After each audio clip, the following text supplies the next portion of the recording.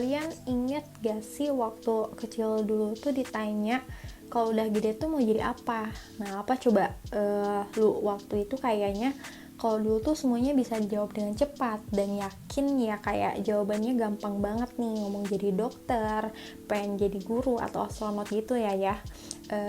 Kalau sekarang itu tuh kok kayaknya susah ya buat bisa jawab dan yakin sama jawaban yang kita pilih. Nah, entah itu karena belum kenal diri sendiri atau belum kenal lebih dalam gitu ya, maunya apa, atau kayak ngerasa salah jurusan, kebingungan, atau ya semuanya di saat yang bersamaan gitulah ya.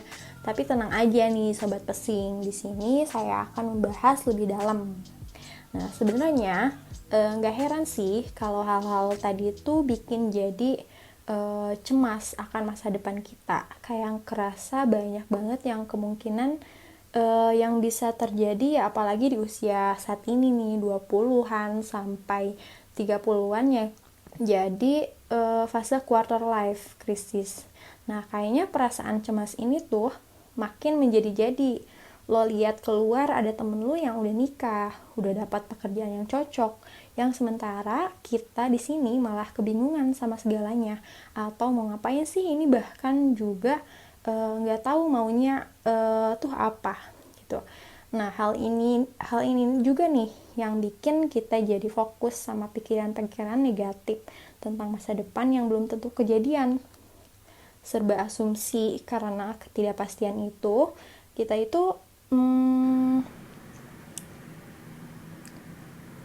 kita di masa depan itu yang belum tentu kejadian semuanya. Jadi bertanya-tanya apakah pilihan gua ini tuh udah tepat, apa sebenarnya mau nggak ya, selama ini tuh wajar juga kok kalau lo itu ngerasa kayak gitu. Nah, pada dasarnya manusia tuh ya emang nggak terlalu suka hal-hal yang nggak pasti. Jadi pas kita mikirin masa depan, kita ngerasa nggak nyaman karena nggak tahu apa yang bakal terjadi kelak di masa depan. Nah, daripada kita fokus pada mikirin masa yang lagi lewat di pikiran lo pas lo dengar kata-kata dari gue ini nih, apa juga yang lo rasain. Nah, itu tuh mindfulness tuh biar lo bisa lebih peka sama apa yang ada dalam pikiran lo ini dan apa yang lo rasain. Nah, ya memang sih buat langsung benar-benar sadar sama apa yang kita kerjain dan rasain tuh emang gak semudah itu. Tapi dengan latihan pelan-pelan itu tuh lo bakal terbiasa mempraktekinnya setiap hari. Nah, kedua, mulai buat ngelatih diri lo untuk misahin hal yang bisa lo kontrol dan gak bisa lo kontrol. Misalkan nih ya, lo tahu kan kalau masa depan itu tuh pasti akan datang, tapi juga gak pasti bentukannya kayak gimana, dan sayangnya kita juga gak bisa punya kontrol atas itu. Terus apa yang kita lakuin, yang bisa lo lakuin itu ya mempersiapkan diri buat masa depan lo di masa yang sekarang ini dengan memisahkan hal yang mana yang bisa lo kontrol dan mana yang enggak, lo bisa jadi lebih tenang dan enggak cepat cemas sama hal-hal yang emang di luar kontrol lo itu. Misalnya lagi nih ya, lo nggak tahu nih kapan hujan akan datang. Nah, makanya kalau cek laporan cuaca atau siap sedia payung, karena hal itulah yang bisa lo kontrol lagi. Nah, ketahuilah kalau lo itu nggak sendirian ngalamin ini, dan bantu selalu ada kalau lo coba cari masalahnya. Misalnya nih ya, bisa dengan terbuka sama teman atau orang yang lo percaya mengenai masalah yang lo alami ini, atau ke tenaga profesional kayak mentor, atau yang bisa bikin lo nyaman, misalnya nih ke pacar lo yang sudah kamu jadikan rumah kedua.